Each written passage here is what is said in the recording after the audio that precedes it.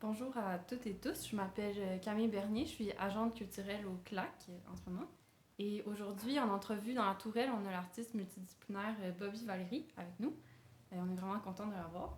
Puis elle va être là pour répondre à quelques questions sur la résidence de création qu'elle a faite au Château Landry. Donc, bonjour à toi. Allô, je suis vraiment contente d'être ici aussi. Merci de prendre le temps de répondre à nos questions. Si ça se convient, moi, je vais te présenter un peu. Mhm. Donc, tu es diplômée des études cinématographiques à l'Université de Montréal. Puis, tu as parcouru l'Europe et l'Amérique de l'Est et du Sud avant de t'installer dans les hauteurs de Trois-Pistoles. Et depuis 6 ans, tu vis d'art en solo et en collectif, de paysannerie, de forêt et de cueillette. Tu fais d'ailleurs partie du nouveau collectif de poésie Sourcils de Vénus. En 2017, tu as été l'une des finalistes au prix à la relève du Conseil du Bas-Saint-Laurent. D'abord artiste visuel, tu pratiques l'écriture poétique comme accompagnement ou comme matière à tous tes projets de création, depuis Poème de velours sur le postérieur d'une ballerine burlesque. Dans ta démarche, ton regard se fascine pour l'individu et les corps, physiques ou métaphoriques, ses mouvements et sa démarche comme vecteur de transformation sociale. En combinant ensuite le paysage et la ruralité, tu questionnes les relations entre le territoire et les liens identitaires, toujours au travers d'un récit politico-poétique, pour conjuguer unité et collectivité. Et tu as été ici pour travailler sur le recueil Entre nous, on ne mord jamais, qui va sortir aux éditions Fontaine, et c'est ton tout premier recueil de poésie. Oui, c'est mon premier projet entièrement consacré à la poésie. Ouais, puis c'est comme. C'est vraiment. Ce que je me rends compte avec ce projet-là, c'est que la poésie a toujours été dans mes projets, de façon toujours en deuxième degré, accompagnement visuel, ou aussi, comme je pense que la poésie était très présente dans l'espace scénique là, ou dans le visuel, tu sais. Puis là, de me consacrer vraiment particulièrement à l'écriture, c'est aussi une découverte hein, de Mm-hmm. quelle est l'écrivaine en moi. De, puis là, en ce moment, mon projet est financé par le Conseil des arts et lettres du Québec, donc c'est vraiment super parce que je peux vraiment consacrer beaucoup de temps comme à la recherche et à la création. Puis en ce moment, je découvre quelles sont mes méthodologies d'écriture, tu sais. Mm-hmm. Puis ouais, je me rends compte, un peu comme en visuel, tu sais, ce que j'aime beaucoup, c'est documenter des performances, tu sais, le mouvement, tu sais.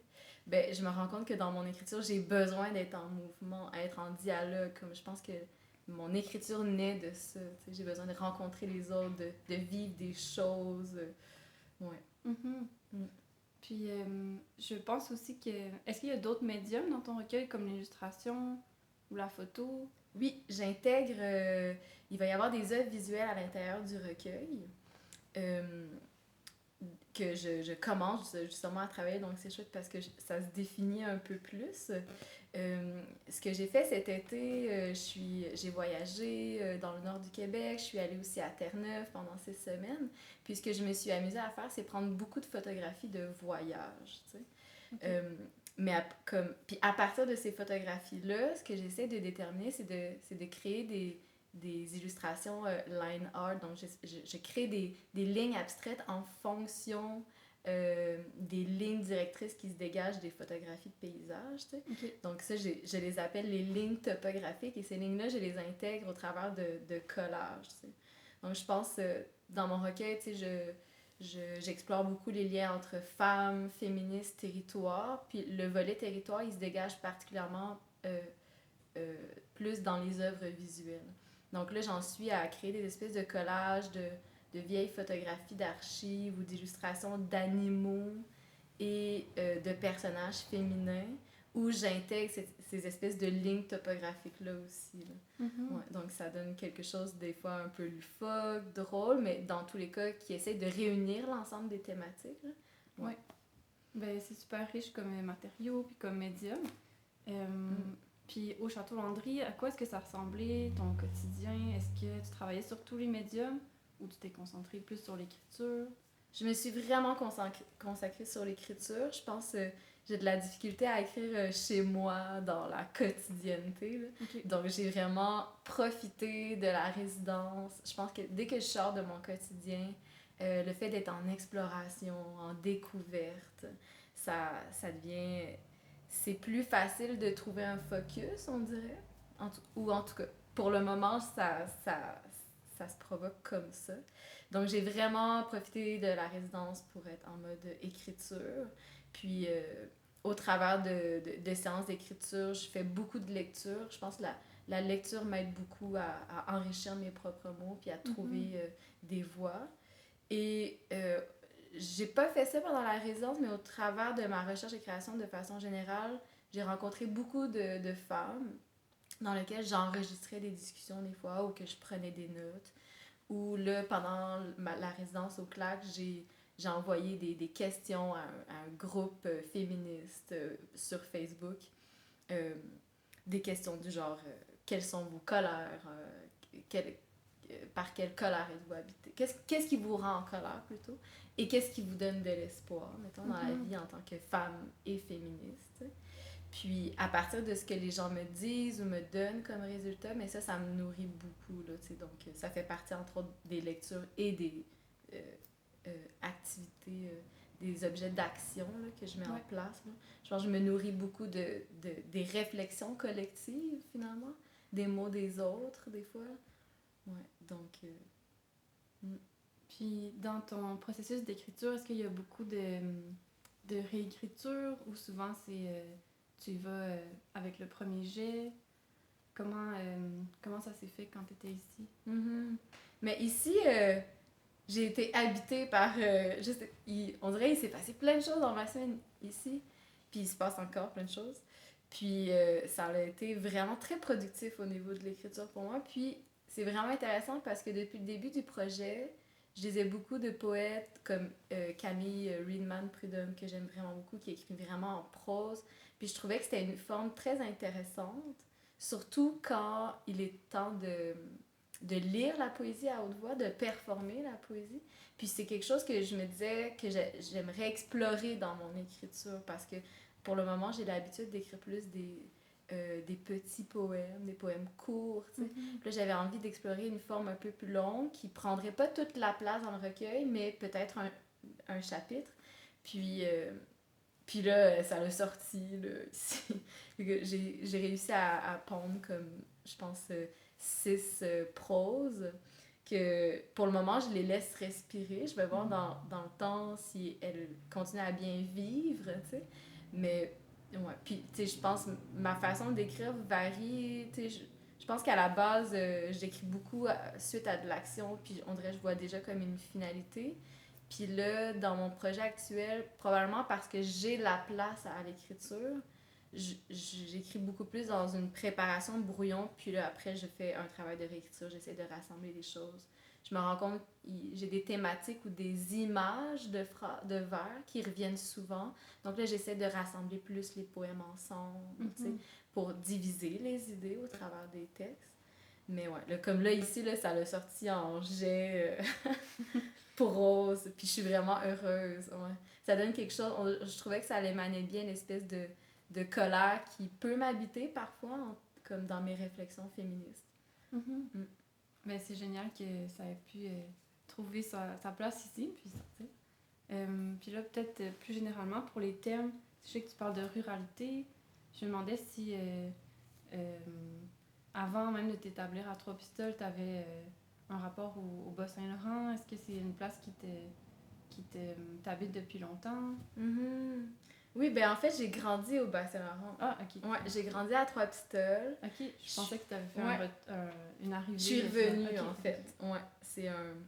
Je suis partie à la fin du secondaire, puis tu sais, j'étais une ado qui disait que j'allais jamais revenir, tu sais. Puis, tu sais, j'ai étudié, j'ai voyagé, puis à un moment... Mais je revenais des fois les étés, travailler à l'école de langue, entre autres, puis tu sais, on dirait avec le temps, puis le fait d'avoir un recul des fois par rapport aux choses, tu sais, ça m'a aidé à voir comment Trois-Pistoles avait un dynamisme intéressant. Puis je pense que partir de Trois-Pistoles, ça a aussi été une découverte sur moi-même, tu sais, sur ce que j'aimais, sur ce qui m'habitait, sur ce que j'avais envie de faire. Puis c'est ça, tranquillement, il y a des amis, il y a eu des initiatives vraiment chouettes qui se sont installées dans la région aussi. Puis on dirait que ça a créé un terreau fertile et confortable, tu sais, pour, pour venir, puis s'intégrer comme à une communauté. Mais ouais, ça n'a jamais été complètement réfléchi. Là. Je pense que quand je suis revenue la première année, c'est comme, ah, je vais passer l'hiver ici. Me reposer, réfléchir, comme je commençais à travailler sur mes dossiers d'artiste. Puis finalement, je suis restée. C'est ça qui s'est passé. Fait que, je pense le rapport à la ruralité, à la paysannerie, ça m'habite, entre autres parce que j'y vois une forme d'ancrage, j'ai grandi là. Le fait de revenir et d'avoir un nouveau regard aussi, ça permet de faire des liens de comparaison. Ouais, je viens de famille ouvrière aussi, fait que c'est au niveau de la paysannerie, il y a tout le rapport au manuel, les sphères manuelles, artistiques, qui s'entreboîtent au travers de tout ça. Ouais. Puis, par rapport aux autres thèmes aussi dont tu parles, comme les amitiés sauvages ou les révoltes féministes, comment est-ce que ça, c'est des thèmes que tu as choisis? Mais à la base, j'ai réfléchi à ces thématiques-là. L'idée de ce recueil de poésie-là est née entre autres parce que j'ai travaillé pendant plusieurs années dans une érablière au Nouveau-Brunswick. Puis c'était des conditions de... Tu sais, c'était travail performatif, des grosses journées, tu sais. Puis c'était vraiment un milieu de travail, ben, moi je trouve ça très valorisant, là, travailler avec mon corps, travailler manuellement. T'sais. Puis j'ai vraiment apprécié cette expérience de travail-là. Et les 2 dernières années, on était majoritairement un groupe de femmes à travailler sur place. Puis c'était vraiment intéressant, comme je faisais vraiment l'espèce de lien entre, mettons, ce que je lisais dans les théories féministes, puis concrètement dans l'action. Ouais. Comment entre femmes qui portent des idéaux et des valeurs féministes ou pas, quelquefois pas, même si on peut être féministe, en tout cas. Ben, je trouvais ça vraiment intéressant de voir les liens comme concrètement entre la théorie et l'action, comment ça se transposait. Puis le fait d'avoir été tellement mis à l'épreuve, on dirait, avec ce groupe de femmes-là, tu sais. On peut sûrement comparer ça à des expériences militantes aussi, mais je trouvais que ça créait quelque chose de vraiment fort, puis on dirait que ça me donnait beaucoup d'espoir là, au travers de mes colères, tu sais. Fait que pour moi, il y avait aussi quelque chose de vraiment beau qu'en tant que femme qui travaille dans un métier traditionnellement masculin, on a une forme d'empowerment par rapport à ça. Puis, ouais, on dirait que ça venait donner beaucoup de concret à mes questions de comme, OK, mais dans l'action, tu sais, comme, comment on entreprend de changer les choses, de prendre sa place, d'être écouté. Ouais. Donc, l'idée du recueil est comme plus née de ça. Puis, tu sais, je pense que quand je parle à Amitié sauvage, pour moi, c'est le fait d'être entre femmes dans l'environnement, tu sais, puis de voir comment nous, justement, on amène les choses. Tu sais, je pense beaucoup aux théories écoféministes, de comment il y a une vision plus genrée, socialement féminin, qui amène à des réflexions différentes, tu sais, qui se détachent d'un masculinisme, d'une certaine idéologie de domination, tu sais. Donc, ouais, comment on apporte les choses, puis comment ça se transpose dans le monde après, tu sais. Ouais. Je vois vraiment bien le lien avec ton titre, là. Le titre de ton recueil, là, ça a tout fait sens. Ouais. Je me demandais maintenant, c'est quoi les prochaines étapes de création? Où est-ce que... C'est ça, qu'est-ce que tu prévois faire avec ce recueil-là? Oui, ben là, en ce moment, je termine une phase de nouvelles écritures, mais comme là, le gros du travail, puis je sais pas exactement comment je vais m'y prendre parce que ça reste quand même nouveau pour moi, là, tu sais, je me découvre au travers de ça. Mais les prochaines étapes, c'est de la réécriture, révision, correction. Là, tu vois, je viens de commencer à faire le montage de mes collages. Donc ça, puis ce que j'aime faire, puis aussi je le fais parce que je profite de la subvention pour laisser beaucoup de moments d'aération entre les choses, tu sais. Mais comme, ouais, en ce moment, j'explore beaucoup les dessins, je laisse des moments de repos, j'y reviens, comme, c'est important pour moi de voir comme, est-ce que le dessin vieillit bien, est-ce que ce poème-là aussi vieillit bien, tu sais, même au travers d'une courte période. Puis, ouais, donc ce qui arrive devant moi, ben, ça va être éventuellement la remise du manuscrit d'une première version, puis éventuellement de la version finale, là, mais beaucoup de réécriture et de modification. Ouais, de rassembler les textes. Ouais. Puis, parlant des textes, est-ce que tu voudrais nous lire un court extrait de ton recueil? Oui. Super. Oui, tout à fait. Ben, je parlais de comment la prose, l'écriture en prose m'avait habité pendant mon séjour, donc je vais lire un extrait qui a été composé ici. Ouais. Que je ne sais pas s'il est final, peut-être. Qui s'occupe du ravitaillement quand il arrive à point fermé et blessé? Si je tends les paumes au ciel, elles fleuriront. Ce que tu aimes des to-do list, c'est le trait qui vient après la rigueur. Il y a tant à faire, seul. Ne te plains pas, tu es comme les autres. Est-ce que toutes les autres vont bien? Je ne sais pas trop. C'est une histoire sans finalité. Je reviens de la guerre, les ongles noirs et saignants, comme les champs de bataille avant les coquelicots. Merci. C'est super beau. J'ai tellement hâte de lire le reste. Vraiment, ça donne vraiment envie. Ouais. Merci beaucoup. Comme Valérie, c'était vraiment un plaisir d'en apprendre plus. Oui. Puis encore une fois, j'ai très hâte à la suite. Et merci à vous pour l'accueil, pour la résidence. C'est un endroit vraiment magique. Ouais. Je vais prendre un instant pour remercier les partenaires de l'entrevue. Donc, Télévision communautaire La Métisse, les librairies Libuku et l'Alphabet. Et merci à vous d'avoir écouté. On se dit à la prochaine. Et merci encore pour ton temps.